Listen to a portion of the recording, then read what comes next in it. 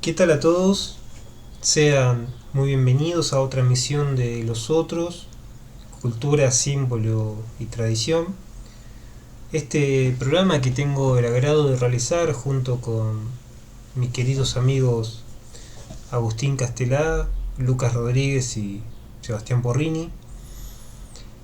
Como han podido observar en este canal, intentamos apostar por pensadores, intelectuales, escritores que nos permitan pensar a través de su visión del mundo,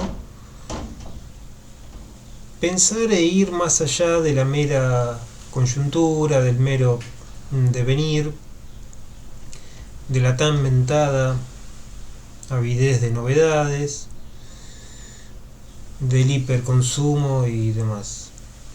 Eh, para intentar llegar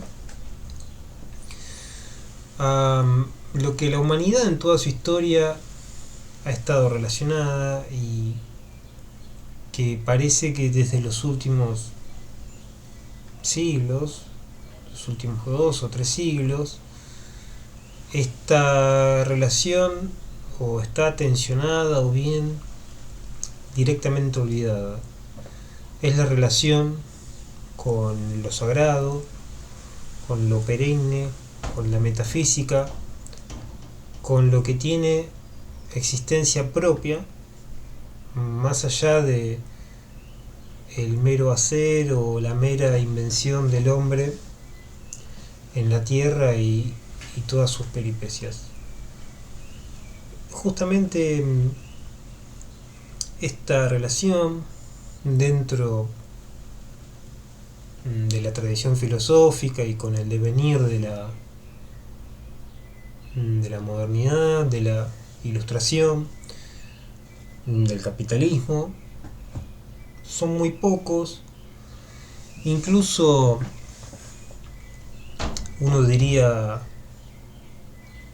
son contados con los dedos de la mano los filósofos que han continuado esa tradición, esa línea de miles de años, tanto en Occidente como en Oriente, de desplegar su pensamiento dentro de la metafísica.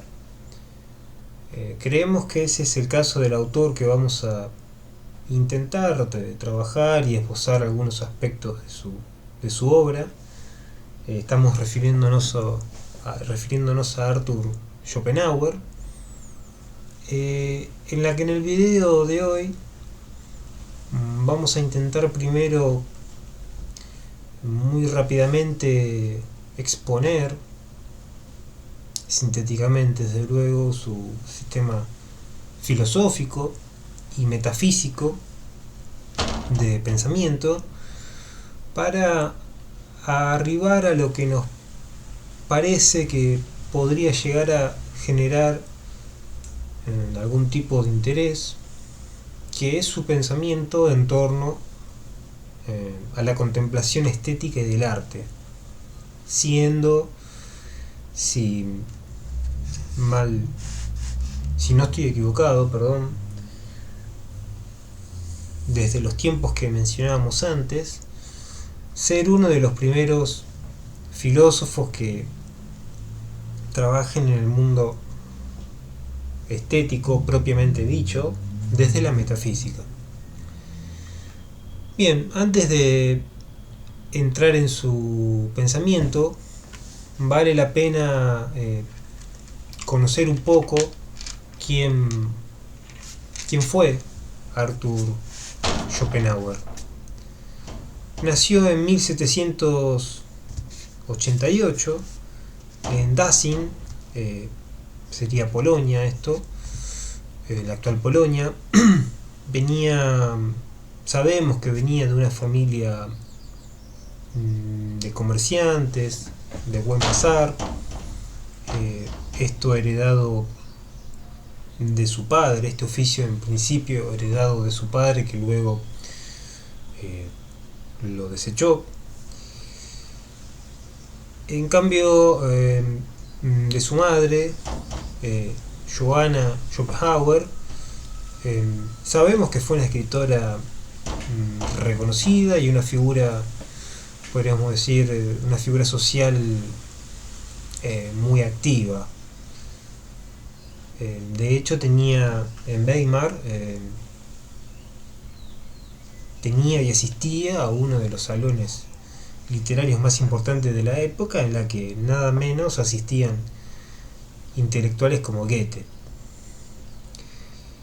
Bueno, Schopenhauer estudió primero en Göttingen y después en Berlín, donde asistió, por ejemplo, a clases de Fichte. Sabemos, ¿no? Fichte, uno de los grandes nombres del idealismo alemán, pero siguiendo a Schopenhauer, prontamente se desilusionó de este pensamiento, ¿no? de los idealistas. Decía que sus clases eran meros palabreríos, estaban llenas de palabras, pero sin sustancia, vacías de contenido, que hablaban como predicadores, como sacerdotes, más que como filósofos. A partir de aquí es donde Schopenhauer empieza a desarrollar un pensamiento, si se quiere, más solitario y por ende más distinto, crítico y profundamente pesimista, ¿no? Su obra fundamental, la que concentra todo su pensamiento y la que creemos que es por la que es más conocido, es El mundo como voluntad y representación, publicada en 1818. ¿Sí? Acá tengo un ejemplar de la editorial Gredos, es un ladrillo voluminoso. Este es el volumen 1 y aquí tenemos el volumen 2, ediciones muy bellísimas. Decíamos, fueron publicadas en 1818, trabajadas y presentadas ese año, cuando apenas tenía unos 30 años. Ahí Schopenhauer presenta su idea central, ¿no? Que el fondo último de la realidad no es la razón, ni tampoco el espíritu, como de alguna manera abogaban los idealistas. Ya vamos a hablar un poco de Hegel, sino la voluntad, una fuerza irracional, ciega e incesante, que atraviesa todo lo que existe. El mundo que vemos, que habitamos, para Schopenhauer no es más que una representación, es solo una apariencia, una imagen construida que es elaborada por nuestra mente, por nuestro intelecto. Antes de adentrarnos un poco en su pensamiento, durante gran parte de su vida, como también conocemos esto, sabemos que Schopenhauer fue ignorado olímpicamente por el mundo académico. Como mencionábamos recién, vivió a la sombra del éxito arrollador de Hegel, a quien despreciaba abiertamente. Y sabemos que Hegel también, ¿no? Es un desprecio mutuo, recíproco. Incluso está esa famosa anécdota, ¿no? De que llegó a dictar sus clases en la universidad a la misma hora que Hegel, intentando digamos competir con él, pero a sus clases no asistía nadie, iban todos a la de Hegel. Los alumnos preferían al hegeliano. Recién en la década de 1850, ya en su vejez, es que su obra empieza a ser un poco más valorada, su estilo claro, su prosa directa y este proto-existencialismo, que dicho sea de paso, ¿no? Invitamos a leer a Schopenhauer porque además de ser un gran pensador, es un grandísimo escritor. Como decíamos, estos elementos y su crítica a la razón ilustrada, a la ilustración, de algún modo lo hicieron o lo convirtió en atractivo para lectores y pensadores, generalmente del siglo XX, ¿no? Sabemos que su influencia fue enorme, por ejemplo, en Nietzsche, en Wagner, perdón, en Freud, Tolstoy, Thomas Mann, por nombrar algunos. Podríamos decir de algún modo que fue el primero en abrir las puertas de una filosofía del dolor o del sufrimiento, del deseo e incluso del inconsciente.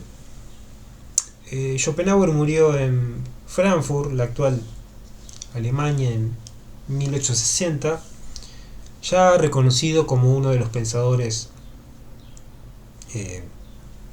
originales y provocadores del siglo XIX, aunque hoy día ya se lo considera en general como un filósofo existencial y uno de los grandes críticos del racionalismo moderno.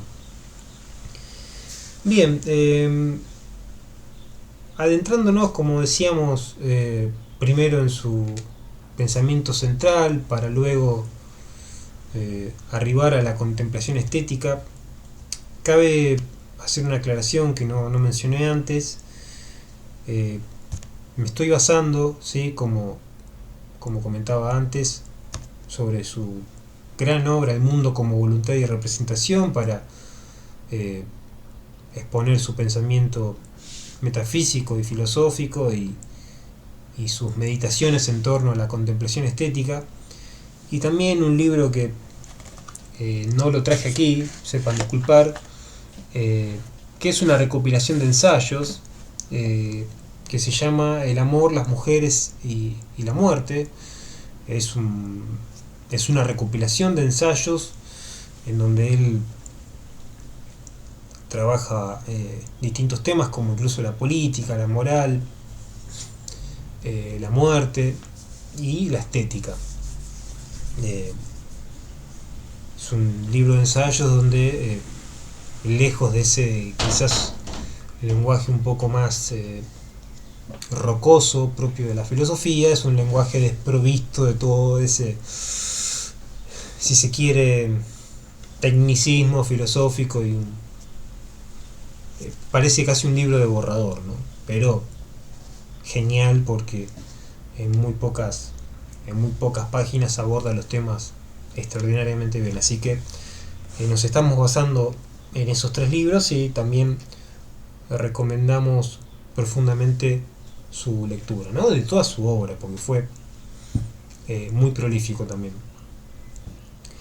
Bueno, como decíamos anteriormente, ¿no? Schopenhauer fue un pensador que se enfrentó abiertamente al optimismo racionalista de su época, especialmente al de Hegel, y por eso fue ignorado muchísimos años, ¿no? Ignorado explícitamente. Mientras el pensamiento hegeliano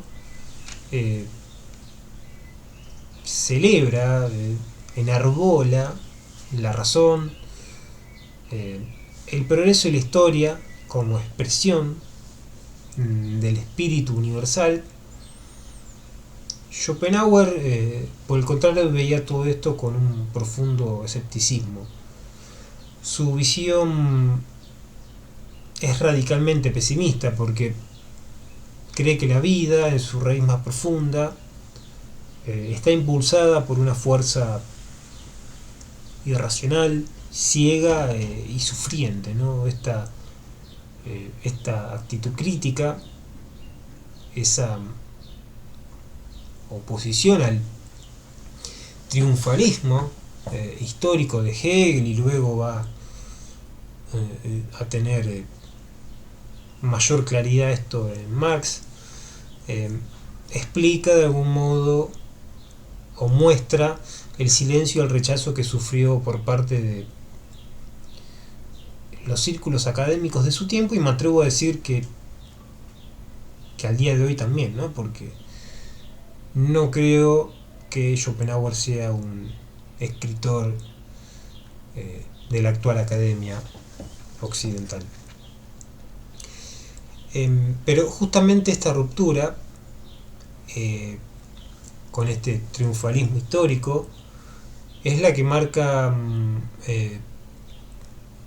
un giro decisivo en la historia de la filosofía occidental moderna, o si se quiere más contemporánea, ¿no? Porque con Schopenhauer comienza a ver otra sensibilidad, ¿no? Una mirada más cercana al sufrimiento, a la experiencia anterior, al desencanto frente al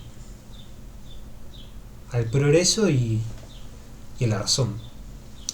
Ahora bien, esta ruptura con esta tradición racionalista no viene de la nada, no surge de la nada, porque Schopenhauer no es un filósofo como habitualmente hoy estamos acostumbrados a escuchar, posmoderno. No viene a abolir el pasado, no viene a destruir el pasado, sino que viene a reinterpretarlo. Y justamente por esto no es un posmoderno, porque bebe de tradiciones, ¿no? En especial combina dos fuentes principales, hay una tercera, pero dos fundamentales. Por un lado, el criticismo de Kant, con su famosa distinción entre la cosa en sí y el fenómeno, y por otro las viejas corrientes de pensamiento y tradición oriental. Explícitamente nos referimos al budismo y al brahmanismo, además también de ciertas influencias del gnosticismo, de la poesía negra del gnosticismo, que en su época de aquella Europa, si bien no eran desconocidas, pero absolutamente inactuales.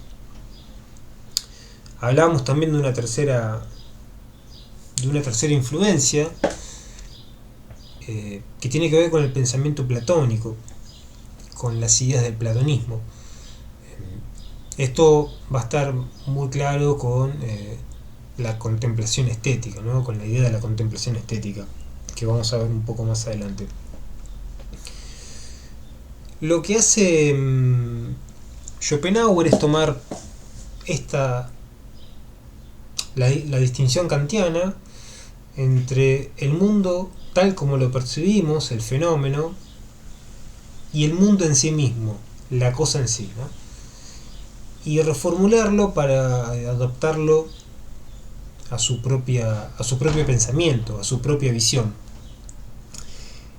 Para Kant, la cosa en sí es lo incognoscible, lo que no podemos conocer en absoluto, no podemos saber nada de ella, ¿no? De ahí también cierta deriva relativista en torno al conocimiento, pero Schopenhauer afirma que sí es posible conocer, saber qué es, porque de algún modo podemos sentir, ¿sí?, esa cosa en sí dentro de la esencia del humano, dentro del ADN del humano. Esa cosa en sí es la voluntad de vivir, es esa fuerza interior y racional que se manifiesta en todos los seres humanos. El mundo que percibimos, el mundo fenoménico, aparece ante nosotros como un conjunto ordenado de cosas aparentemente, regido por el espacio, por el tiempo y la causalidad. Pareciera que todo tiene su razón de ser, su causa, su explicación. Pero para Schopenhauer ese orden no está en las cosas mismas, sino que es una construcción del intelecto humano, de la mente. Es una ilusión.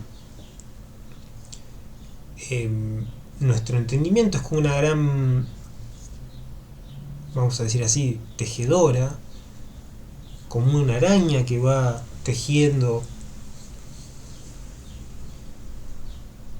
su telaraña a partir de, si se quiere, el hilo del espacio, del tiempo y la causalidad, que teje, siguiendo esta analogía, el velo de la ilusión, ¿no? Ese es el velo que comentábamos anteriormente en torno a su influencia, es el velo que los orientales llamaron el Maya. Detrás de ese velo no hay un orden racional, sino un fondo oscuro y por ende ciego, es decir, lo que está detrás es la voluntad, el impulso racional que hace que todo tienda a ser, a querer, a afirmarse. Por tanto, para Schopenhauer, el núcleo del ser humano, el ADN del ser humano no está en la razón, como lo creía muy fuertemente la tradición occidental moderna de la filosofía, como comentamos recientemente, sino en la voluntad, en ese querer inconsciente que constantemente nos mueve. La razón, esto es el intelecto, no es más que un producto secundario, una herramienta creada por la voluntad para servir a sus fines. Incluso el cuerpo mismo, dice Schopenhauer, es la objetivación inmediata de la voluntad. La voluntad se manifiesta y en él. Y el cerebro, la mente, no es otra cosa que el instrumento, el medio que desarrolla para cumplir sus deseos, ¿sí? Sus anhelos. Ahora, cuando vamos más allá del nivel superficial de los fenómenos, más allá de las apariencias ordenadas por el intelecto, y nos adentramos en esa zona primigenia o primitiva, inmediata, donde se generan el placer, el dolor, los impulsos, los afectos, deseos, pasiones, etc., accedemos a un conocimiento directo de la voluntad. Esa fuerza está en todo, ¿sí? En los seres humanos, en los animales, en las plantas, en los movimientos o en todos los movimientos de la naturaleza. Es decir, todo lo que existe, todo lo que tiene esencia desea algo, quiere algo. Todo tiende hacia algo. Toda esa expresión de esa única fuerza universal que Schopenhauer denomina voluntad. La voluntad, entonces, manifestada a través de distintos grados de objetivación. Acá está lo que decíamos recién en torno a las ideas platónicas, la correspondencia con las ideas platónicas, se manifiesta en formas cada vez más complejas que terminan derivando en, o mejor dicho, terminan llegando a la constitución del ser humano, del hombre. en nosotros esa voluntad alcanza su punto más alto, su punto más desarrollado, creando la conciencia, que es la que le permite reconocerse, autorreconocerse. Por eso, pero esa conciencia, perdón, no es algo que la libere, sino que por el contrario le hace sufrir más, porque manifiesta, le revela el sinsentido de su propio querer. En algunos casos muy excepcionales, podríamos pensar en héroes, en guerreros, en santos, en los términos más tradicionales de estas expresiones. El ser humano puede llegar a tomar distancia de esa voluntad y comprender el absurdo de la existencia y poder renunciar a ella. Es decir, la voluntad, al llegar a su punto más alto, diríamos, al hacerse autoconsciente, puede volverse contra sí mismo y de ese mismo modo negarse. Podríamos preguntarnos, ¿no? O surgiría de aquí una gran pregunta, y sobre todo teniendo en cuenta todo lo que fue el siglo XX y nuestra actual contemporaneidad. ¿Por qué el hombre moderno, hiper consumista y todo lo que siempre nombramos, por qué querría renunciar a esa voluntad? Y para Schopenhauer esto está muy claro, porque la existencia se parece más bien a una consecuencia, o es una consecuencia de una falta, de una carencia, de un deseo culpable. Es decir, la vida es como una voluntad que se devora a sí misma, ¿no? Es una lucha constante entre seres que, sin saberlo, abonan esa misma raíz que se termina devorando a sí misma. Y esa múltiple fragmentación, es decir, esta división de la voluntad en millones de individuos que combaten entre sí, es la fuente de pesar universal, ¿no? De dolor universal, de sufrimiento. Podríamos decir que es el precio que paga la voluntad por hacerse mundo, ¿no? Por haber osado, siguiendo el pensamiento de Schopenhauer, haber osado el sosiego de la nada, haber perturbado esa calma que habitaba en esa nada. Por eso, en esencia, la voluntad es necesidad, es falta, es carencia, es deseo, es un esfuerzo sin fin. Y donde hay carencia, hay sufrimiento, ¿no?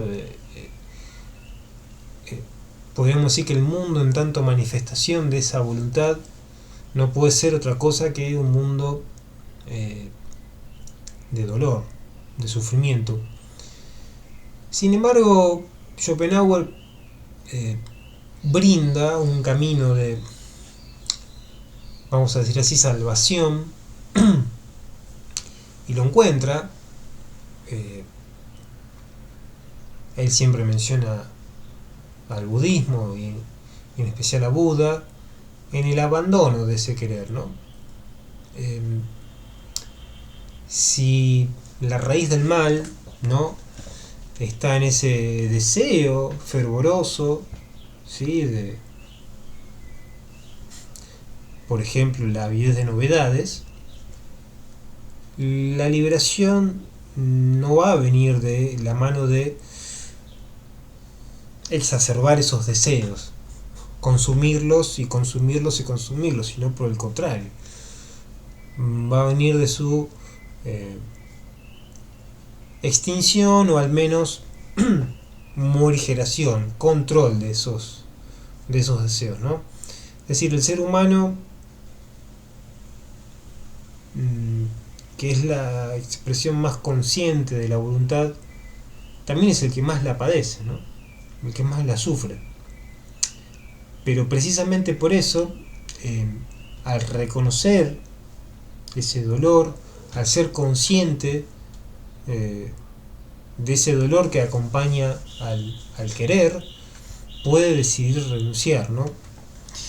Ahora, él pone un ejemplo muy claro. Esta renuncia no se logra, por ejemplo, mediante un acto de violencia radical como, por ejemplo, el suicidio. El suicida no niega la voluntad de vivir. Simplemente se rebela contra una forma de vida que no le, podríamos decir, que no le apetece, que no le gusta. Si pudiera cambiar sus circunstancias, volvería a aferrarse a la existencia con la misma avidez, con la misma vehemencia. Por eso el suicidio es una afirmación extrema de la voluntad, no su negación. La verdadera liberación, dice Schopenhauer, no es un acto violento, sino una consunción interior, lenta y serena, en la que el sujeto se va apagando dentro de sí, ¿no? Liberándose poco a poco de ese querer. Apagándose, nos estamos refiriendo a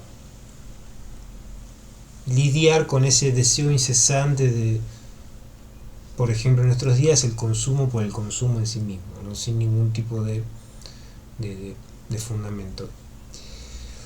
Y a este punto es el que queríamos llegar en torno a Schopenhauer. Aquí aparece una primera vía,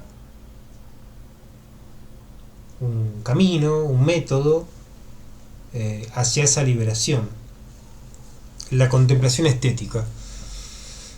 El arte es para Schopenhauer un modo de callar, de silenciar momentáneamente la voluntad, de ponerle un freno. Cuando contemplamos una obra de arte con atención y desinterés,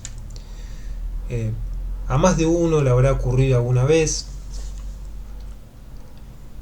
aunque bueno, hoy día con tantas distracciones, tantos dispositivos, resulta un tanto difícil, pero aún posible. Todos alguna vez han experimentado esa sensación de ingresar a una sala de cine, a un teatro, un museo, a un recital, a un conservatorio, a una biblioteca, al lugar preferido del hogar, donde llegamos a tener esa atención suficiente para leer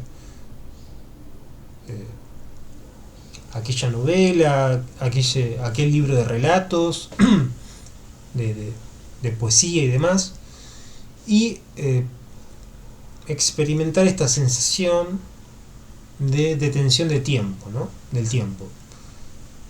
E incluso también del espacio, ¿no? Que pareciera ser como que el lugar que habitamos en ese momento dejamos de reconocerlo como un lugar consciente que estamos nosotros allí mismo. O para decirlo más simplemente, nuestro yo, nuestra personalidad, nuestra voluntad, al menos por un rato, 2 horas de films, 2, 3, 4 horas de lectura, lo que dure un recital, etcétera, etcétera, la dimensión tiempo y espacio quedan suspendidas. Por unos instantes tenemos la posibilidad, a partir de la contemplación estética, nos está diciendo Schopenhauer, de dejar de ser esclavos del deseo, del yo, y de algún modo convertirnos en espejos claros del mundo, ¿no? Como decíamos recién, en la vida cotidiana esto es algo muy difícil, por no decir imposible, porque normalmente estamos atrapados por nuestras preocupaciones, coyuntura, problemas económicos, políticos, culturales, personales, etcétera, etcétera, etcétera.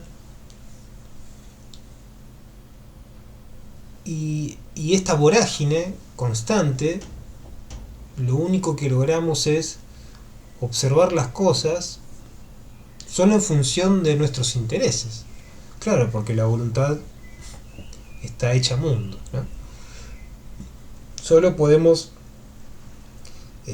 observar, si se quiere, la naturaleza en función de nuestras necesidades o meros fines. Pero cuando logramos una mirada pura, si se me permite el término, o desinteresada,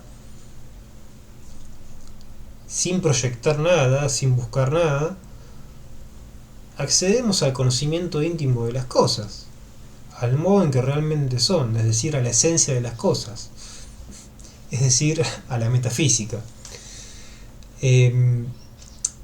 Schopenhauer dice que esa experiencia, y seguramente muchos de ustedes que estén viendo este video han tenido esta sensación más de una vez, que esta experiencia de la contemplación estética puede compararse con ciertos recuerdos que todos hemos tenido alguna vez, ¿no?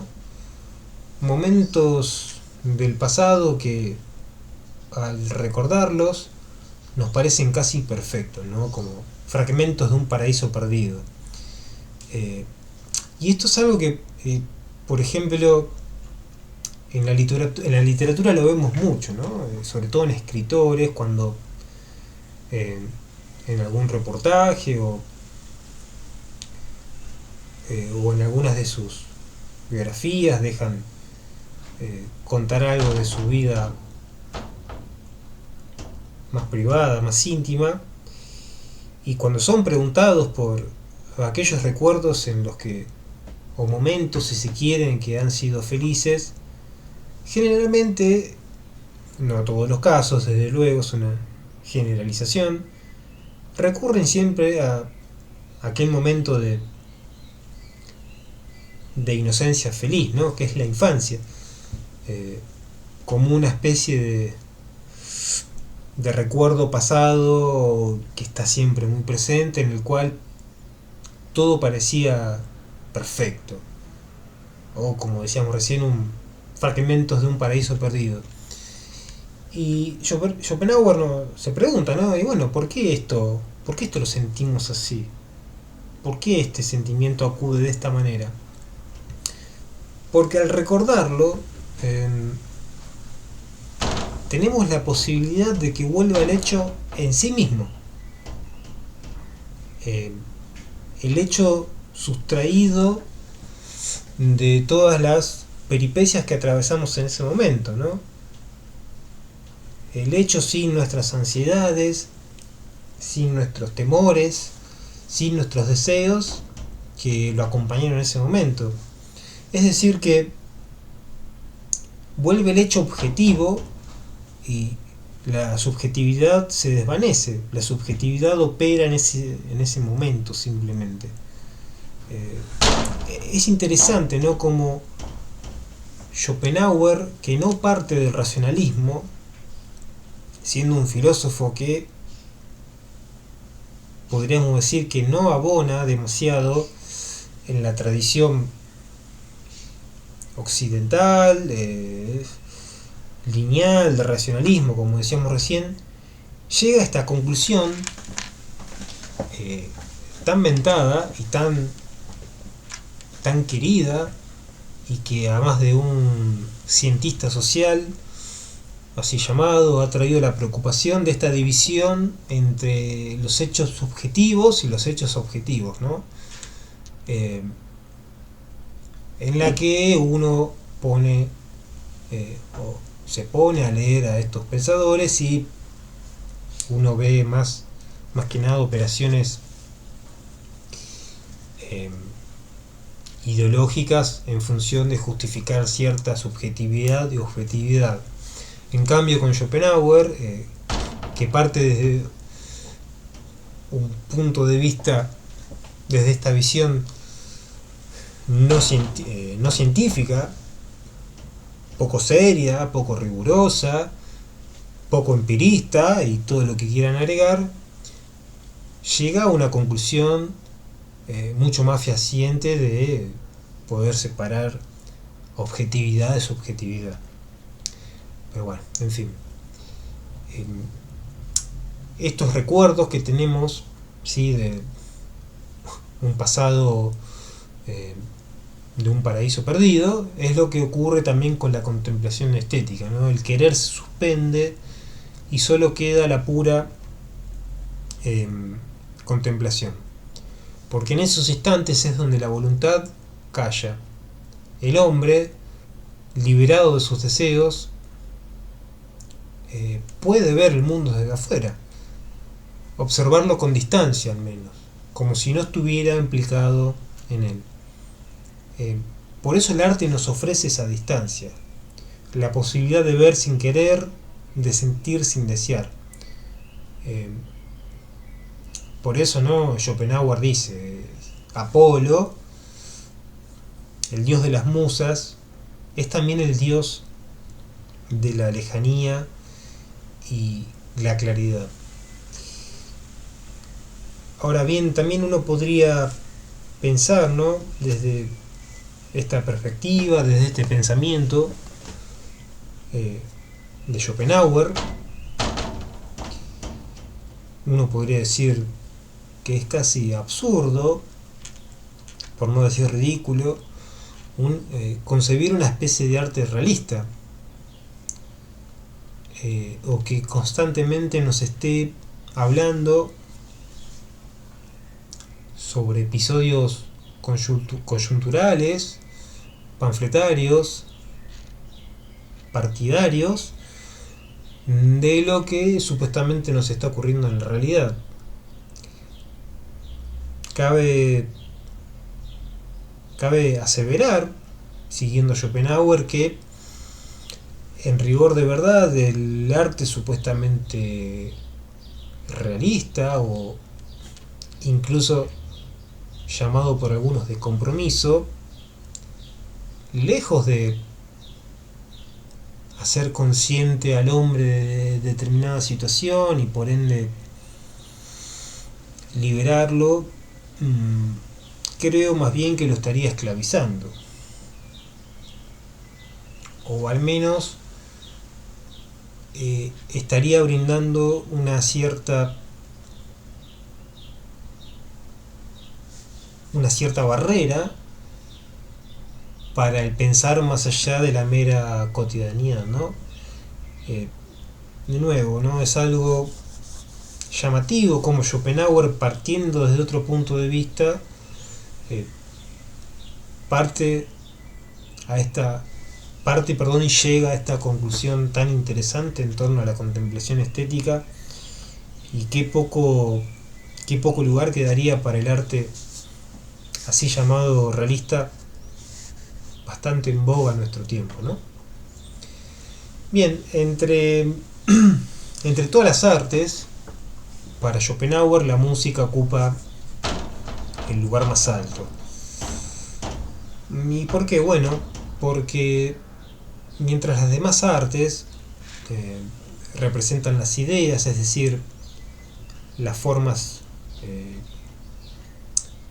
objetivadas de la voluntad, la música expresa directamente la voluntad misma. Eh, Porque no imita el mundo, no imita nada del mundo, y puede, si se quiere, traducir sus formas de vida más precisas, sus vibraciones más internas. La melodía, perdón, con su tensión, su reposo y su retorno, refleja este movimiento mismo de la vida, esa alternancia entre deseo, satisfacción, impulso, calma. Bueno, gracias a Dios Schopenhauer no es contemporáneo a nosotros en este siglo XXI y no debe y no tiene que escuchar la así llamada música sin melodía que tenemos que padecer actualmente. Pero bueno, Schopenhauer pone en un grado supremo la música y incluso manifestando que escuchar música es como hacer metafísica sin palabras, ¿no? Una definición muy bella. Porque la música conmueve, emociona, pero sin involucrar en los deseos concretos de la vida. Incluso las melodías más tristes pueden generar encanto, ¿no? Esto es algo muy comprobable, ¿no? Ya que estamos con la ilustración, porque nos permite experimentar el sufrimiento sin padecerlo. Él nombra así al pasar el ejemplo traído de la ópera italiana. El allegro exulta, el adagio se convierte en una queja desgarradora y sin embargo al escuchar esto lo percibimos con un encanto sin experimentar en realidad esas turbaciones que agitan a nuestra voluntad, ¿no? De ahí que el acento más entristecido puede ser oído con gran clamor, ¿no?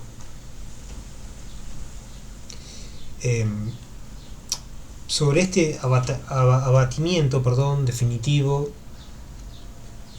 de los deseos, esta abolición de los deseos, puede llegar a generar una verdadera liberación. Pero para alcanzarla, el camino para Schopenhauer no puede ser otro que el de la piedad y el de la santidad, ¿no? Esta liberación es la ascesis. El paso final hacia la verdadera liberación es esta ascética, esta ascesis, la negación definitiva de la voluntad de vivir. La ascesis sabemos que se refiere a un conjunto de prácticas y ejercicios, podríamos decir ejercicios en torno a una disciplina, de autonegación y esfuerzo, para alcanzar una mejora interior, una liberación espiritual o incluso el forjamiento de una virtud. Sabemos que el término incluso proviene del griego askesis, que significa ejercicio o entrenamiento. El hombre que ha comprendido el sufrimiento del mundo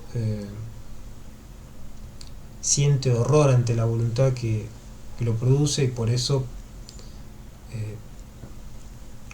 puede renunciar a ella, ¿no? Es una elección, en definitiva.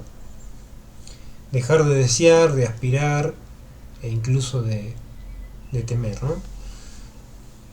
La muerte, ¿sí? En este sentido,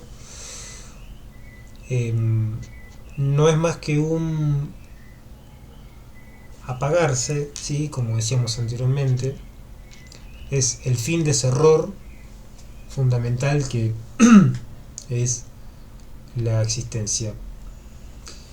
Por eso, bueno, está más a las vistas que este camino que propone Schopenhauer se contrapone al racionalismo optimista de Hegel de la época, ¿no?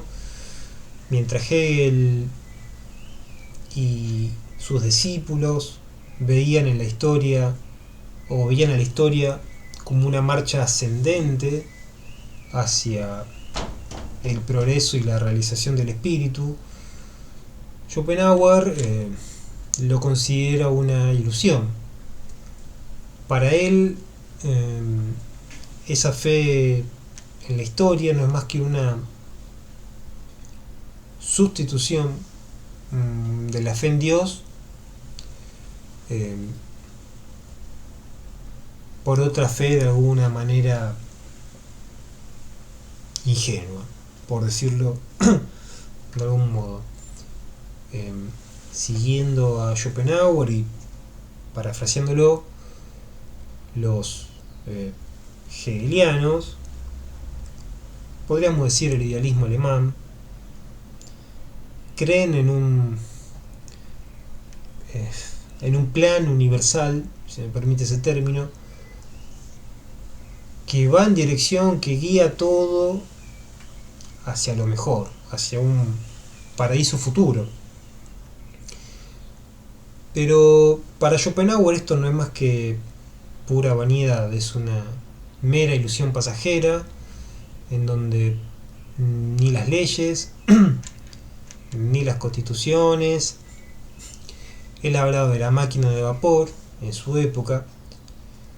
Si me permiten a mí agregar, diría hoy día, ni la inteligencia artificial podrán jamás hacer de este mundo un paraíso, ¿no? Por eso su pensamiento es una metafísica, pero una metafísica del desencanto, podríamos decir, una sabiduría reaccionaria que busca lo constante, lo esencial y que no ofrece recetas de salvación. Mientras estemos sometidos al querer,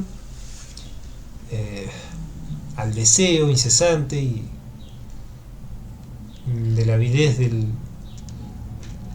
querer porque sí, seguiremos atrapados en un ciclo interminable de deseos, esperanzas y frustraciones.